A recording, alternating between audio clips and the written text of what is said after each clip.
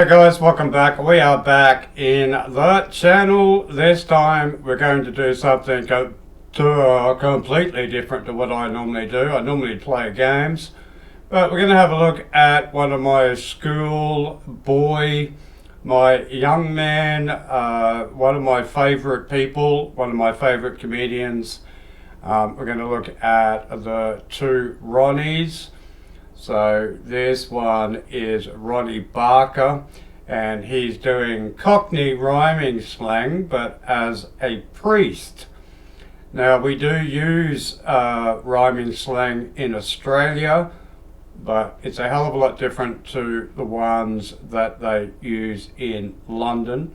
So we're going to see how I go, see if I can keep up. And if you like the video, make sure you like and subscribe. It costs you nothing, and we'll see how we go. So let's get started.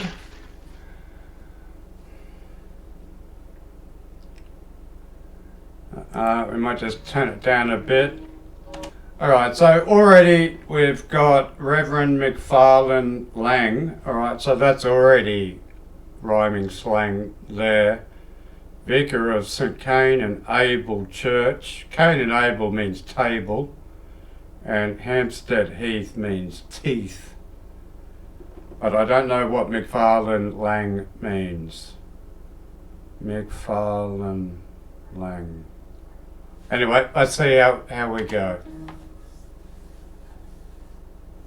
Now, many of you here tonight will know that Cain and Abel and Hampstead Heath are Cockney rhyming slang.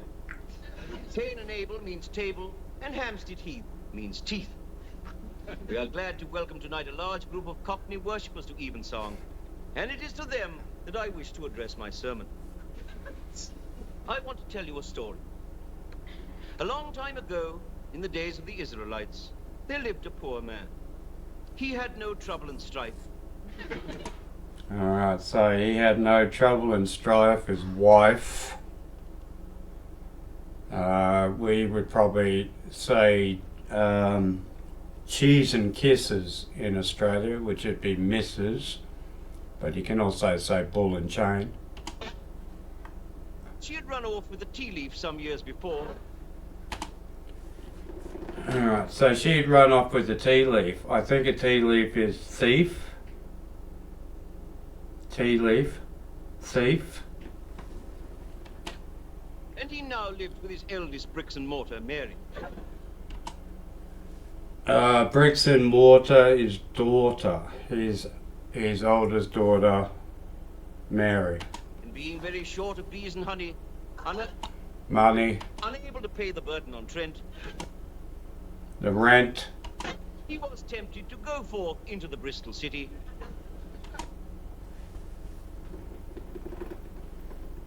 The Bristol city. So Bristol normally means good. Like all done up in Bristol fashion. Bristol city. I would imagine that just means the big city. And see what he could half inch. And see what he could half inch. Pinch. He would say to Mary, his bricks and mortar, I will take a ball of chalk into the town and buy some tobacco for my cherry ripe. Oh, Jesus Christ. It's getting thick real quick. Ball and chalk.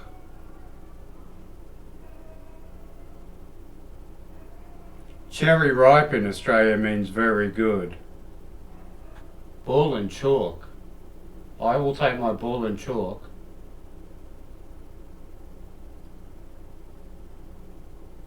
and buy a cherry ripe. No, I don't know that. He's not saying cherry ripe as in good. And he would put on his almond rocks and his dicky dirt and his round the houses and set. Alright, so he put on his shirt, his trousers, but I didn't get the first one. His almond rock. Smock? Off down the Frog and Toad until he reached the outskirts of the Bristol. Alright, so maybe Bristol just means Bristol City. So it just means city. Down the Frog and Toad, we use that in Australia. That's the road.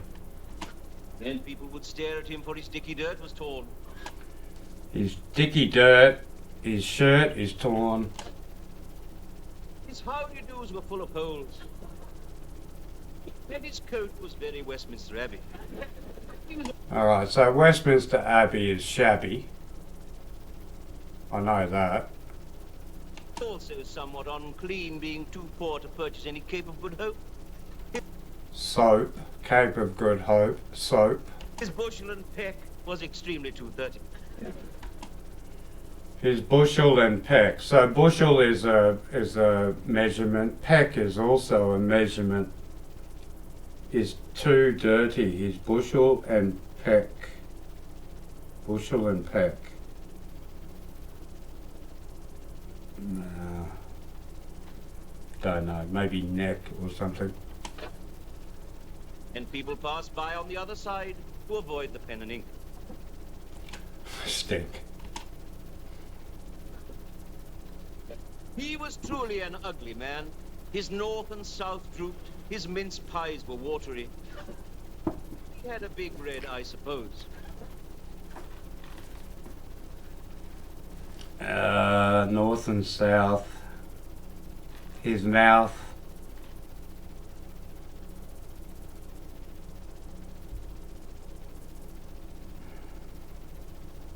I suppose, nose, and his watery eyes. One day his bricks and mortar gave him some money, saying, "Here is a saucepan lid. Go and buy food, a loaf of Uncle Fred and a pound of standard ease." Uncle Fred is bread. Standard ease. Bread and cheese. But do not tarry in the town, and bring me back what is left of the money to buy myself some new underwear. I need a new pair of early doors. Early doors, drawers. My present ones are full of holes, and I am in a continual George raft. Draft. Just means windy. But instead of returning with the bees and honey for his bricks and mortar's early doors, he made his way to the rubber dub for a tumble down the sink. Alright, so rubber-dub is the pub, and something down the sink is to have a drink. And indulged himself freely on the bottle. And he became very elephant's trunk and Mozart. Alright, so you got drunk and Mozart. Mozart. Maybe drunken fart, something like that. And with the landlord of the rubber dub called Bird Lime, the man set off back towards his cat and mouse, reeling about all over the Frog and Toad, and drunkenly humming a stewed prune. Alright, so when the landlord called over the landline, it's time, because I know in England they ring the bell when it's time to stop drinking. So maybe landline is offline, something like that. Back to his cheese and mouse is his house. From the rubber-dub. And what was the last one? And Toad, and drunkenly humming a stewed prune. Okay, so humming is a tune. A stewed prune, a tune. And it came to Khyber Pass. And time passed. And as he staggered along, he saw on the pavement a small brown Richard III. Yeah, so he saw a small brown turd. Richard the third, yeah, that's good.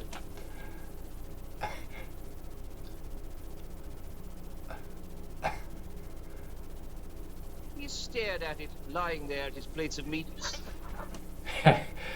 So he's staring at the turd at his feet.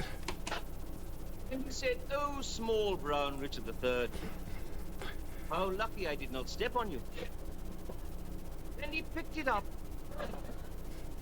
Then he put it on top of a wall where no one could step on it. And a rich 4x2-ish merchant 4x2-ish merchant is Jewish. witnessed the deed, put his hand into his skyrocket and took out a Lady Godiva and handed it to the man saying, So he put his hand into his skyrocket, as into his pocket, and brought out a lady fiver. So a Lady Godiva is a fiver. I saw you pick up that Richard III and remove it from the pavement, and that was a kindly act. Take this Lady Godiva for your froth and bubble. Froth and bubble would be something in trouble. For your trouble. The man took it and went on his way, and the Richard III flew back to its nest. So the turd flew back to its nest.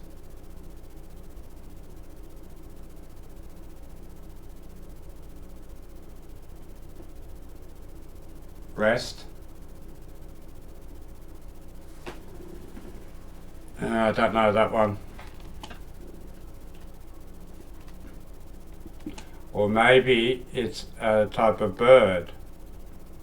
Maybe it's not a turd. Maybe Richard III is a type of bird.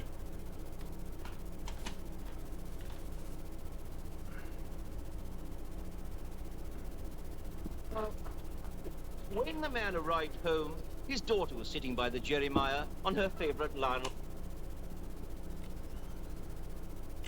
Jeremiah, fire. Blair. And she rose angrily and said, Jeremiah on her favorite Lionel Blair. Chair, Lionel Blair, chair. And she arose angrily and said, once again you come home, elephant's trunk and Mozart. You have spent all the money I gave you. Now I cannot have my new pair of early doors. Neither can I have wine, as you do. And the man said, fear not, here is a Lady Godiva, which I earned by a kindly act. And the woman was overjoyed, and said, thank you, father. Now I can have my pair of early doors. Verily, that kindly act has ensured that I have more than enough to cover my bottle and glass.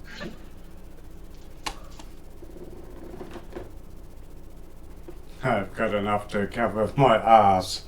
Alright, so that's it. Not only is that Cockney rhyming slang, but it's also a pun on what he's talking about. So the daughter wants a new pair of underwear, or pants, that they call it in England. And he just said at the end, now I can cover my arse. Alright, but anyway, there we go. I think I got most of them, about 80–90%. We wouldn't use anywhere near that amount in Australia. We do have our own, but once you get into a bit of a rhythm with these things, and you're listening to what the sound is, it's not about the words, it's about what it sounds like. But I've been in London, and I've listened to guys, not just guys, all people in some parts of London speak like this, and yeah, it's kind of funny, and but anyway, I hope you liked the video. If you do, make sure you like and subscribe, and we will see you early doors.